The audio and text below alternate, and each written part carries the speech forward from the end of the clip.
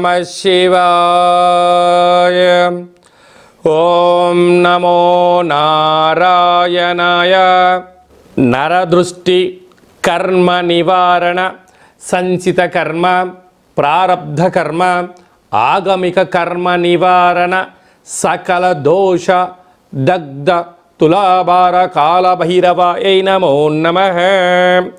ప్రథమం శైలపుత్రి, ద్వితీయం బ్రహ్మచారిణి, తృతీయం చంద్రఘంటిక, కూష్మాండేతి చతుర్థం, పంచమం స్కందమాతేషు, షష్టమం కాత్యాయని చ, సప్తమం కాళరాత్రి, అష్టమం మహాగౌరీ, నవమం సిద్ధిరాత్రి. శ్రీ రాజరాజేశ్వరీ దేవ్యై నమోస్తుతే. హరి ఓం. మా ఛానల్కి స్వాగతం. చూస్తున్న వీక్షకులకు, ప్రేక్షకులకు, ప్రియ కాళభైరవ భగవద్బంధులకి స్వాగతం పలుకుతూ, మమ్మల్ని ఎంతగానో ఆదరిస్తూ ఉండబడినటువంటి ప్రియ సోదరా సోదరీమణులకు స్వాగతం పలుకుతూ, అందరికీ ముందస్తుగా విజయదశమి పండగ శుభాకాంక్షలు. అమ్మవారి యొక్క ఆశీస్సులు ఉంటే మనకు అన్నీ ఉన్నట్లే కనుక అమ్మను స్మరిద్దాం, అమ్మను ధ్యానిద్దాం. ప్రకృతితో మమేకమైనటువంటి అమ్మవారిని శాకాంబరి స్వరూపంలో పూజ చేసుకుందాం. జీవనాన్ని అద్భుతమైన ఆనందకరమైన జీవితానికి స్వాగతం పలుకుదాం. 1వ తారీఖు 10వ నెల 2024 నుండి 15/10/2024 వరకు పుట్టినటువంటి వారందరికీ కూడా ముందస్తుగా జన్మదిన శుభాకాంక్షలు. గతంలో వివాహం చేసుకున్న వారికి వివాహ వార్షికోత్సవ శుభాకాంక్షలు. ద్వాదశ రాశుల్లో గ్రహ గమనాల్ని ఒకసారి వీక్షింపచేద్దాం.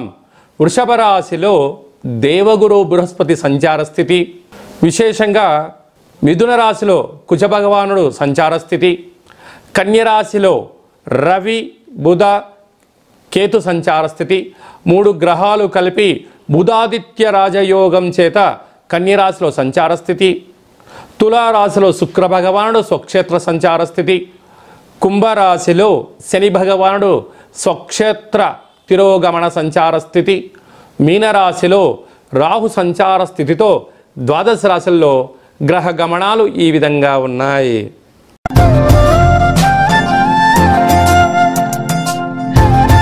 కుంభరాశి వారు మహాలయాల అమావాస్య సందర్భంగా పితృదేవతల యొక్క ఆశీస్సులు ఎలా పొందాలో, ఒకవైపు ఏళ్ల నాటి శని మధ్యమ సంచార స్థితి జరుగుతూ ఉన్నప్పుడు ఎలాంటి ఇబ్బందులను ఎలా అధిగమించాలో ఈ వీడియోలో సవివరంగా సంపూర్ణంగా తెలుసుకుందాం. కుంభరాశిలో ఏ నక్షత్రాలు వస్తానగా ధనిష్ఠా నక్షత్రంలోని 3వ పాదం, 4వ పాదం, అలాగనే శతభిష నక్షత్రంలోని 4 పాదాలు, పూర్వాభాద్ర నక్షత్రంలోని 1, 2, 3 పాదములు కలిపితే కుంభరాశి అవడం జరుగుతుంది. చాలామందికి పుట్టినటువంటి కాల సమయంలో డేటా బర్త్లు లేనటువంటి వారందరికీ కూడా పేరు యొక్క మొదటి అక్షరాన్ని అనుసరిస్తూ ఆ రాశిని తెలుసుకునే ప్రయత్నం చేద్దాం. ఏ అక్షరాలుగా గు, ఏ, గో, సా, సి, సు, సే, సో, ద అక్షరాల వారందరూ కూడా కుంభరాశి జాతకులే. కుంభరాశి వారికి మధ్యమ ఏలనాటి శని సంచార స్థితి ఉండడం వలన కర్మప్రదాత, న్యాయ నిర్ణేత, గతించినటువంటి వారి యొక్క ఆశీస్సులు ఎవరైతే పొందుతారో వారందరికీ శని భగవానుడి యొక్క శ్రీరామ రక్ష అని చెప్పి గమనించగలగాలి.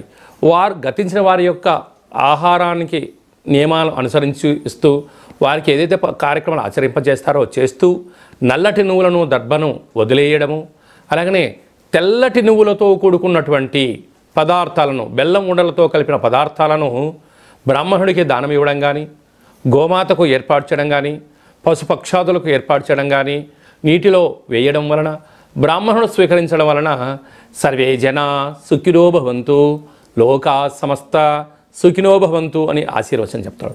అదే గోమాతకు ఆహారాన్ని ఏర్పాటు చేయడం వలన ముక్కోటి దేవతలే నైవేద్యాన్ని స్వీకరించే పరిస్థితి ఉంటుంది. నదిలో నీటిలో వేయడం వలన విశేషమైనటువంటి చేపలు, అనేక జంతు జీవరాశులు స్వీకరించడం జరుగుతుంది. కుక్కకు పెట్టడం వలన కాళభైరుడు స్వరూపంలో ఆత్మరూపంలో స్వీకరించడం జరుగుతుంటుంది. అలాగే కాకిరాజవారికి పెట్టడం వలన సకలం ఐశ్వర్యం కాకిరాజవారి సొంతం కనుక ఇది ఏర్పాటు చేసుకోగలిగినట్లయితే ఒకవైపు ఉండబడిన ఏళ్లనాటి శని మధ్యమ సంచార స్థితిలో ఉండడం వలన రుణ రోగ అంతర్గతమైన శత్రుదోషాలు తొలగిపోయి ఐశ్వర్యం ఆనందం కుంభరాశి వారి సొంతం అని చెప్పి గమనించాలి. రాశిలోనే శని భగవానుడు, 2వ స్థానంలో రాహువు, అలాగనే అర్ధాష్టమ గురు సంచార స్థితి ఉండడం వలన వృత్తులలో, ఉద్యోగాల్లో, వ్యాపారాలలో అనేక రకాలమైనటువంటి ప్రమాదాలు పొంచి ఉన్నాయి. ఉద్యోగ మార్పు, స్థల మార్పు పొంచి ఉన్నాయి. కనుక దయచేసి పై అధికారులతో సహా ఉద్యోగస్తులతో పక్కవారితో వివాదాలకు ఇది సరైన సమయం కాదు అని చెప్పి గమనించగలగాలి. పంచమ స్థానంలో కుజుడు సంచారం చేయడం వలన నూతనమైన వివాహ ప్రయత్నాలు కలిసి రావడం, వివాహమైన దంపతులకు పుత్రిక సంతాన యోగం, పిల్లల యొక్క చదువులు, పిల్లల యొక్క అభివృద్ధిలో విజయం సాధించడానికి తల్లిదండ్రులు పడే తపన అంతా ఇంత కాదు అని చెప్పి గమనించాలి. పిల్లలు కూడా అర్థం చేసుకోగలిగితే వారికి ఉన్నత విద్య వారి సొంతం అవుతుందని చెప్పి గమనించాలి. అదే కాకుండా అష్టమంలో 3 గ్రహాల సంచార స్థితి, బుధాదిత్య రాజయోగం, కేతుడు అక్కడే ఉన్నాడు కనుక మీ జన్మ నక్షత్రం రోజున అష్టమి, పూర్ణిమ, అమావాస్య తిథులు ఎందున దూర వాయు జల ప్రయాణాలు పెట్టుకోవద్దు. వీలైనంత వరకు మౌనం, ధ్యానం, ఏకాగ్రత వలన అనేక రకాలమైనటువంటి ఈతి బాధలను, శత్రు బాధలను తొలగించుకునే పరిస్థితి ఉంటుందని చెప్పి గమనించగలగాలి. అలాగనే గృహ భవన నిర్మాణ కార్యక్రమం చేసేవారు, సాఫ్ట్వేర్ ఉద్యోగస్తులు, హార్డ్వేర్ ఉద్యోగస్తులు, సినిమా రంగాల్లో ఉండబడిన వారు, హాస్య రంగంలో ఉండబడిన వారు, వ్యవసాయ సోదరీమణులకు అందరికీ కూడా ఓపిక, సహనం, పట్టుదల ద్వారా అద్భుతమైన జీవితం కుంభరాశి వారి సొంతం అని చెప్పి గమనించాలి. అక్టోబర్ మాసంలో ముఖ్యమైనటువంటి పండుగల గురించి క్లుప్తంగా, సవివరంగా, సంపూర్ణంగా తెలుసుకుందాం. 2వ తారీఖు 10వ నెల 2024 భాద్రపద మాస కృష్ణపక్ష అమావాస్య బుధవారము. సాక్షాత్తుగా హరిహరసుతుడైనటువంటి అయ్యప్ప స్వామి వారి యొక్క జన్మ నక్షత్రము, విఘ్నేశ్వర స్వామి యొక్క జన్మ నక్షత్రము కారణం చేత అదే కాకుండా మహాలయాల అమావాస్య అంటారు. అంటే మనకు బహుళపక్షము ప్రారంభం అయినప్పటి నుండి అమావాస్య వరకు గతంలో గతించినటువంటి మన పెద్దలు వారు ఏ తిథి రోజైతే పరమపదింపజేశారో, లేకుంటే ఏ రోజైతే పరమపదింపజేశారో మనము ఆ రోజును గుర్తుపెట్టుకొని వారికి స్వయంపాక కార్యక్రమాలను, మన సనాతన సాంప్రదాయము, మన ఆచార వ్యవహారాలు, ప్రాంతాలను బట్టి వాళ్ళను పెద్దవాళ్ళను తృప్తిపరచడం కోసం ఏమే కార్యక్రమాలు చేస్తామో చేయాలి.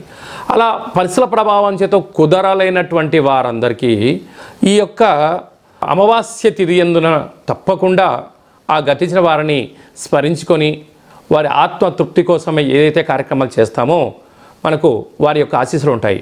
అలాగనే బ్రాహ్మణుడికి కానీ స్వయంపాకం దానం ఇవ్వడము, గోమాతకు పచ్చడి గడ్డిని, తౌడు లాంటివి ఏర్పాటు చేయడము, పక్షులకు అనగా కాకులకు ప్రత్యేకంగా అన్నం వండి వాళ్ళ పేరు మీద ఏర్పాటు చేయడము, బీదలకు ఆహారాన్ని ఏర్పాటు చేయడము, శునకపు మహారాజులకు అనగా కుక్కలకు దానం చేయడం వలన గతించిన వారు ఆ రూపంలో వచ్చి వారు స్వీకరించి మనల్ని ఆశీర్వదించి వెళ్తారు అనేటువంటిది సనాతన ధర్మం చెప్తుంది. కనుక మనమందరము కూడా గతించిన వారిని స్మరిద్దాం, వారి యొక్క ఆశీస్సులు పొందుదాం. అలా కుదరలేదు అనుకుంటున్న వారందరూ ఈ కింది నెంబర్ సంప్రదించినట్లయితే, మీ యొక్క పెద్దవారి యొక్క గోత్రనామాలను పంపించినట్లయితే మన యొక్క కాళభైరవ స్వామి యొక్క దేవాలయంలో ఏర్పాటు చేయడం జరుగుతుంది. కనుక ఈ కార్యక్రమం అంతా కూడా మీకు వాట్సాప్ కాల్, వీడియో కాల్ ద్వారా చూపించడం జరుగుతుందని చెప్పి గమనించగలగాలి. ఇంకొంచెం శక్తి కలిగింది కాశీలో ఏర్పాటు చేయడం, ఇంకొంచెం వెసులుబాటు కలిగింది మనకు గోకర్ణ క్షేత్రంలో మహాదేవుడి యొక్క ఆత్మ శివలింగం అక్కడ ఉంటుంది. కనుక అక్కడ చేసుకోవడం వలన కూడా వారి యొక్క ఆశీస్సులు ఉంటాయని చెప్పి గమనించాలి. అలాగే ఈ సంవత్సరం మనము గోకర్ణ క్షేత్రంలో ఇలాంటి కార్యక్రమాలు ఏర్పాటు చేస్తున్నాం. ఆసక్తి గలవారు ఈ కిందను సంప్రదించి గోకర్ణ క్షేత్రంలో స్వామివారి యొక్క ఆశీస్సులు పొందే ప్రయత్నం చేద్దాం. శివుడి యొక్క ఆశీస్సులు అంటే కైలాసం నుంచి తీసుకొచ్చినట్టు మహాలింగం అక్కడ ఉంది కనుక వారి అందరినీ కూడా శివైక్యం చెందిన వారందరినీ కూడా ఆ పరమేశ్వరుడి యొక్క ఆశీస్సుల కోసమే ప్రయత్నం చేద్దామని చెప్పి గమనించాలి. అలాగనే ఈ యొక్క ఆశ్వీజ మాసం అంతను కూడా అంటే మనకు 2వ తారీఖు అమావాస్య అయిపోయింది. 3/10/2024 నుండి దుర్గా శరణవరాత్ర మహోత్సవ కార్యక్రమాలు ప్రారంభమవుతున్నాయి. అలాగనే 9వ తారీఖున షష్ఠి బుధవారము మూలా నక్షత్ర సందర్భంగా 3 సంవత్సరములు పడినటువంటి చిన్నపిల్లలకు మొట్టమొదటిసారిగా అక్షరాభ్యాసం చేయించాలి అనుకుంటున్న వారందరూ కూడా మహాసరస్వదేవి అలంకారం రోజున చిన్నపిల్లలకు అందరికీ కూడా అక్షరాభ్యాసం చేయించి వారిని పాఠశాలకు పంపించినట్లయితే సర్వత్రా అమ్మవారి యొక్క ఆశీస్సులు ఉంటాయని చెప్పి గమనించగలగాలి. అలాగనే 11వ తారీఖున అష్టమి, దుర్గాష్టమి, కాళాష్టమి అని చెప్పుకుంటాం. అనగా అష్టమి రోజున ఫ్యాక్టరీలు, కర్మాగారాలు, వాహనాలు, ఇళ్లకు, వ్యాపార సంస్థలకు మనము ఆయుధ పూజ చేసి ఒక గుమ్మడికాయను నిమ్మకాయను ఛేదింపచేయడము, పెరగన్నాన్ని నైవేద్యంగా పెట్టుకోవడం వలన అమ్మవారి యొక్క ఆశీస్సులు పుష్కలంగా ఉంటాయని చెప్పి గమనించగలగాలి.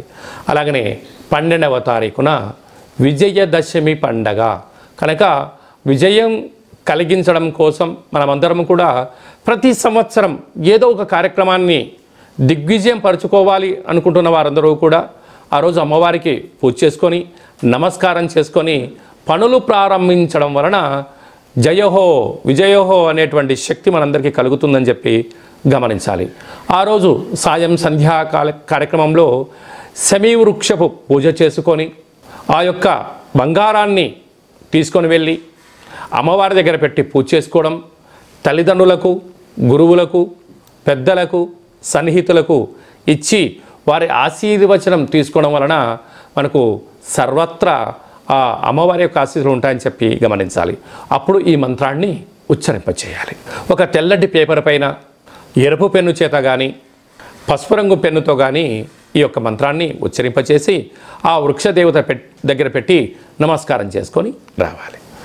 ఓం శమీ శమైతే పాపం శమి శత్రు వినాశనం అర్జునస్య ధనుర్ధారీ రామస్య ప్రియదర్శనం శ్రీ అపరాజితాదేవ్యై నమోస్తుతే అనేటువంటి మంత్రాన్ని 27 సార్లు ఉచ్చరింప చేసుకొని అక్కడ అమ్మవారి దగ్గర ప్రదక్షిణ చేసి నమస్కారం చేసుకోవడం వలన రాముడు ఎంతటి విజయాన్ని పొందాడో మనకు కూడా అలాంటి విజయాన్ని ప్రసాదించమని అమ్మవారిని కోరుకుందాం.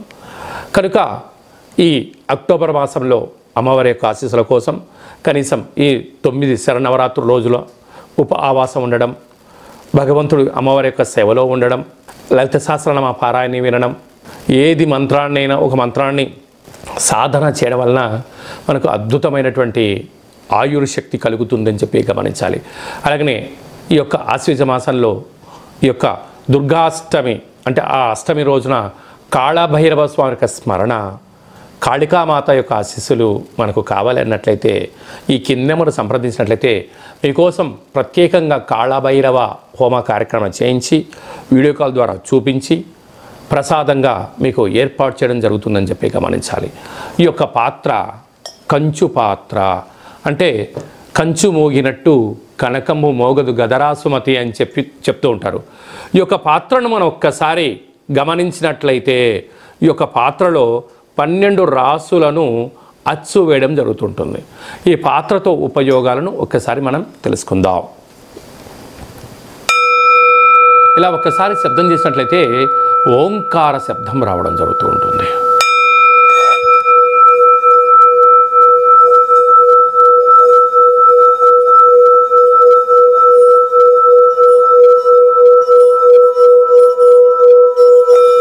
ఈ ఓంకార శబ్ద ధ్వరితాన్ని మనం ఇంట్లో ఏర్పాటు చేసుకోవడం వలన మనిషి శరీరంలో ఉండబడినటువంటి షట్చక్రాలు వికసింప చేసుకోవడం, గృహంలో ఉండబడినటువంటి జ్యేష్ఠాదేవి బయటికి వెళ్ళిపోవడం, గ్రామంలో దేశంలో సంచరించేటువంటి మహాలక్ష్మీదేవి అమ్మవారు గళ్ళు గళ్ళుమంటూ మన ఇంటికి రావడం, ఇంట్లో లక్ష్మీదేవి స్థిర నివాసంగా ఉండడం, నరదృష్టి, శత్రు ప్రభావాలు, ఆర్థిక ఇబ్బందులు తొలగిపోతాయని చెప్పి గమనించాలి. అలాగా ప్రతిరోజు ఉదయం పూజ చేసుకున్న తర్వాత ఉదయం 12 సార్లు, సాయంత్రం 12 సార్లు ఆ యొక్క శబ్దం చేయడం వలన అద్భుతమైన ఐశ్వర్యం మన సొంతమవుతుందని చెప్పి గమనించాలి. అలాగనే ఈ అక్షయ పాత్రతో పాటు కాళభైరవ స్వామి యొక్క పిరమిడు, డాలరు, కంకణము మీకోసం ప్రత్యేకంగా కాళభైరవ హోమ కార్యక్రమాన్ని ఏర్పాటు చేయించడం, ఒక కాళభైరవ సౌభాగ్యం ముడుపును కట్టడం, కూష్మాండ దీపాన్ని ఏర్పాటు చేయడం, ఇదంతా కూడా వీడియో కాల్ ద్వారా మీకు ప్రత్యక్ష ప్రసారం చూపించడం జరుగుతుందని చెప్పి గమనించాలి. అలాగనే 27 రకాల వస్తువులతో దిష్టి తీయించడం కూడా జరుగుతుందని చెప్పి గమనించాలి. అలాగా ఈ యొక్క అక్షయ పాత్రను ఎవరైతే సొంతం చేసుకుంటారో 12 నెలలు ఒక్కొక్క నెలలో ఒక్కొక్క రకమైన కాళభైరవ స్వామివారు ఉంటారు కనుక ఆ కాళభైరవ స్వామి యొక్క పూజా కార్యక్రమం చేయించినప్పుడు మీ గోత్రనామాలు కూడా చెప్పడం జరుగుతుందని చెప్పి గమనించాలి.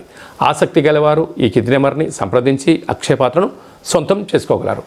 కాళభైరవ హిమాలయ సముద్రపు సైంధవ లవణ దీపం అంటే ఉప్పులందు సైంధవ లవణం ఉప్పు వేరయ్య అని చెప్తారు. మనము ఏదైనా ఉప్పు లేకపోతే రుచులు రావు కూరలు, అందుకే అప్పు చేసైనా ఉప్పు కొనమంటారు. కానీ అది ఎలాంటి ఉప్పు కొనాలి?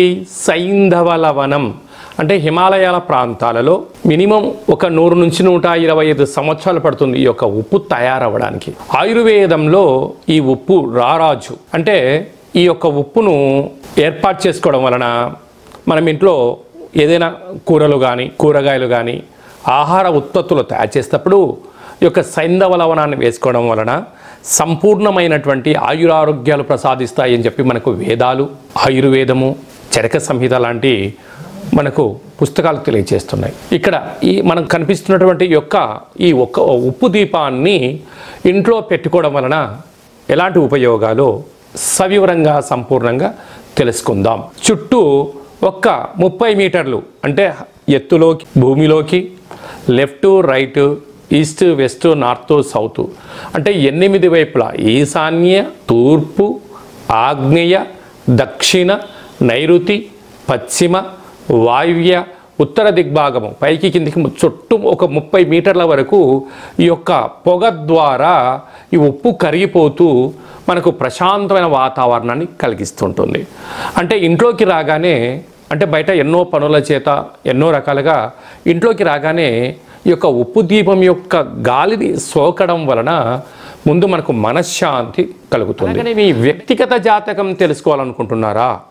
మీ యొక్క పేరు, పుట్టినటువంటి తిథి అంటే డేటు, నెల, సంవత్సరం, సమయం రాసి మీరు వాట్సాప్లో పంపించగలిగినట్లయితే సంపూర్ణంగా 100 సంవత్సరాల జాతకాన్ని వ్రాసి పంపించి మీరు పుట్టినప్పుడు గ్రహ గమనాలు ఎలా ఉన్నాయి, ప్రస్తుత కాలమాన ప్రకారంగా గ్రహాలు ఎలా ఉన్నాయి, రాబోయే కాలంలో ఎలా ఉండబోతున్నాయో భూత భవిష్యత్ వర్తమానాన్ని తెలియజేయడం జరుగుతుందని చెప్పి గమనించాలి.